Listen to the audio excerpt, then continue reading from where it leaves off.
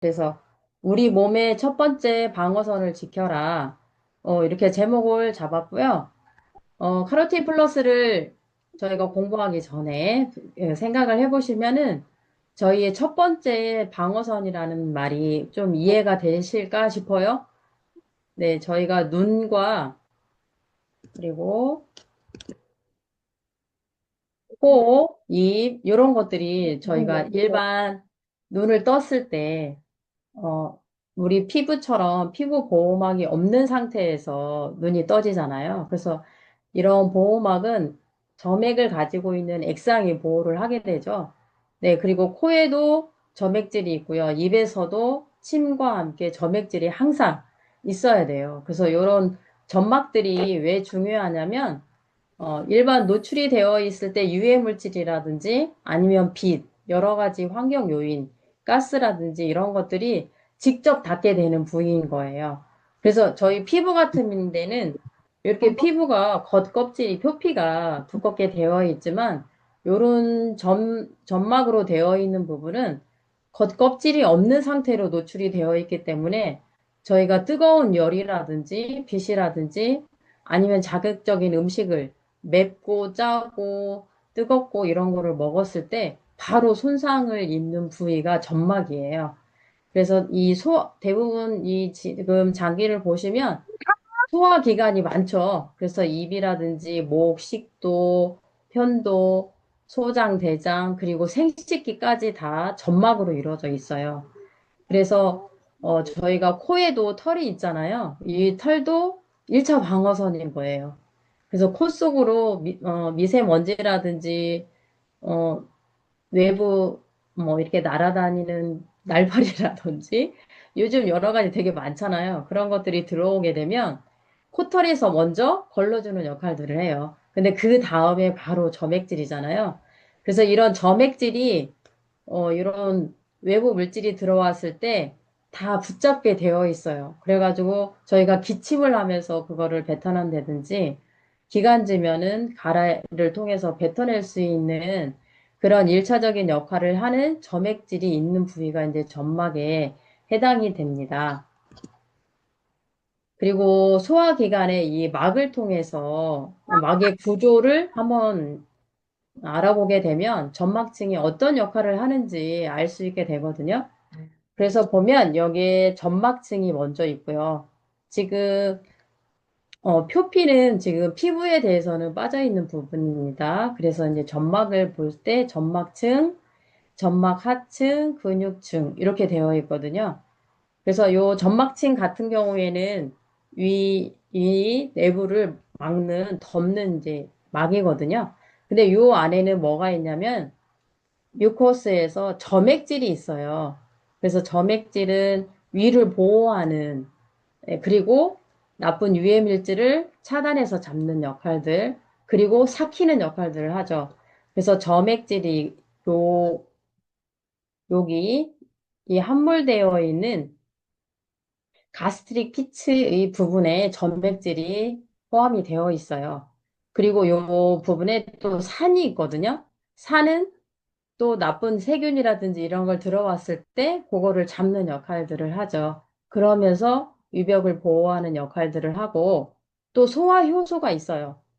그래서 여기는 가스트릭 액 중에 또 펩시노겐이라는 성분이 있어서 저희가 단백질을 고기 같은 거를 섭취하게 되잖아요. 그러면 고기 10번, 최소한 10번에서 20번 이상을 씹어야 되는데 대부분 보면 아이들 고기 한 두세 번 먹고 삼키잖아요. 근데 그 안에 펩시노겐이라는 단백질을 분해하는 효소도 있고 아주 강산이 있어요. 거의 2도 안 되는 1.5 정도의 pH를 갖고 있는 강산이 녹여주는 역할들을 하거든요. 그래서 여기 가스트릭 피츠에 에서 요 함물 구조를 형성을 하면서 점액질이 여기서 분비가 되는 거고, 그 다음에 여기 점막 하층에 보시면 여기에 동맥이 있고, 파란색은 동맥이죠. 그리고 여기 노란색은 정맥이고, 노란색이 림프액이에요. 그리고 요 빨간색이 정맥입니다. 그래서 상처를 입었을 때 점막층까지 상처를 입게 되면 간단하게 출혈이 있고, 지혈도 이렇게 하면은 금방 피가 멈추는데, 점막 하층까지 상처를 입게 되면, 동맥이나 정맥을 건드리게 되면 그 출혈이 더 되겠죠.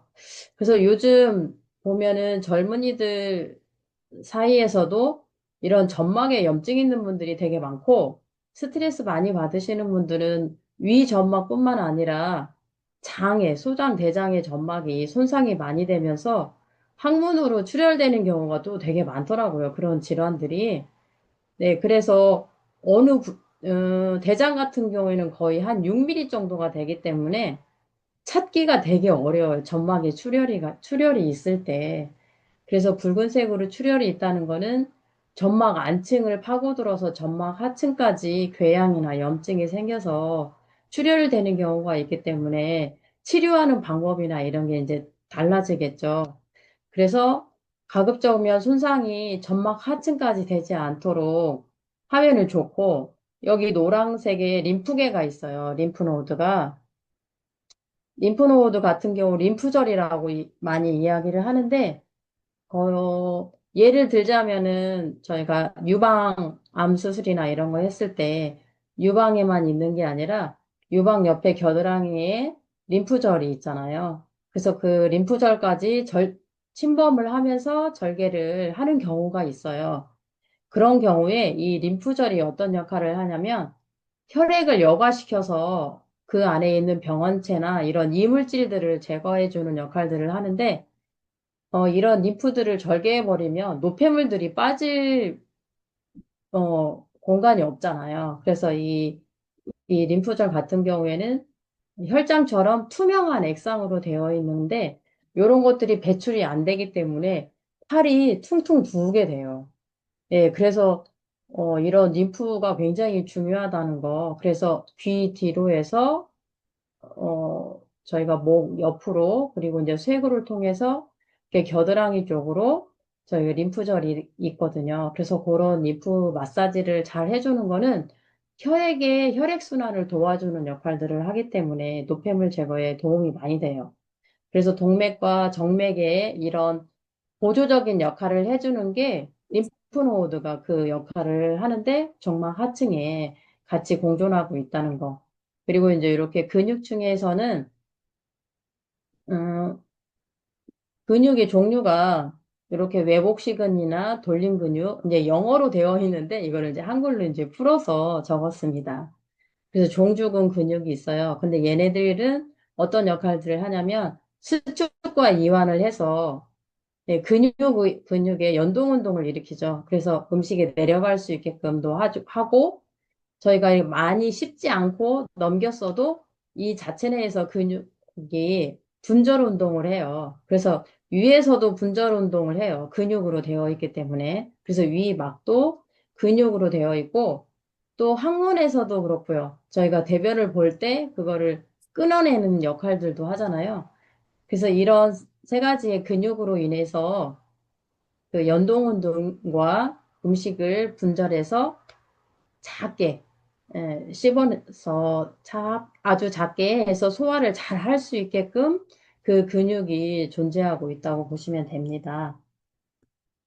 그래서 요 소화관의 막들의 구조를 조금 이해하면 왜 이런 점막층들이 어떤 역할을 하는지, 그래서 우리가 왜 보호를 해야 되는지, 그거를 좀 잘 알게 될 것 같아요. 그래서 이런 점막에는 점액질들이 굉장히 중요하기 때문에, 어, 점액질이 잘 나올 수 있게끔 수분 섭취라든지, 단백질 섭취라든지, 그리고 우리가 칼슘에서 이루어지는 산알칼리를 조절하는 게 있잖아요.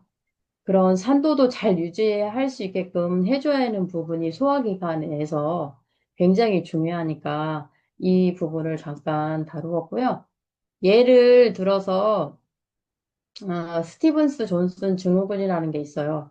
아마 이거를 앓고 있는 분들 되게 많을 거예요. 항생제를 섭취하게 되면 뭐 눈덩이라든지 어느 특정한 부위에 발진이 일어난다든지 이런 경우가 있거든요. 그래서 이런 것들이 특정 약물에 대한 과민 반응이라든지 여기 보시면 손목 위에 이렇게 부풀어 올라왔잖아요. 수종이 생기듯이. 그런 거라든지, 요 피부에 손상이 돼서 피부가 벗겨진다든지, 이런 것들이 이제 생길 수가 있어요. 이런 것도 피부나 점막들이 손상을 일으킬 수 있는, 이 예가 되는데, 이런 것들을 그냥 간과히 놨을 때는, 조기에 빨리 발견을 됐을 때는 회복할 수 있는 상황이지만 점막 손상이 뭐 5에서 15%든지 30%를 넘게 되면은 사망에 이르기까지 하는 요인들이 되거든요. 네.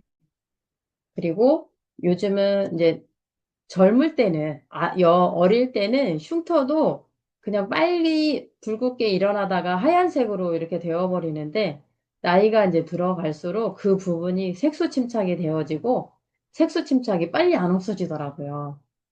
네, 그리고 또 점막 손상으로 인해서 눈의 시력 저하라든지 실명이라든지 어느 장기에 이런 증후가 생길지 모르기 때문에 그런 것들을 되게 조심해야 되는 거고, 기도 점막이라든지 폐질환에도 이런 증상이 나타날 수가 있고, 신장이나 간 기능에 문제도 이제 생길 수가 있고, 이런 피부나 점막에 가장 위험한 것이 화상이더라고요.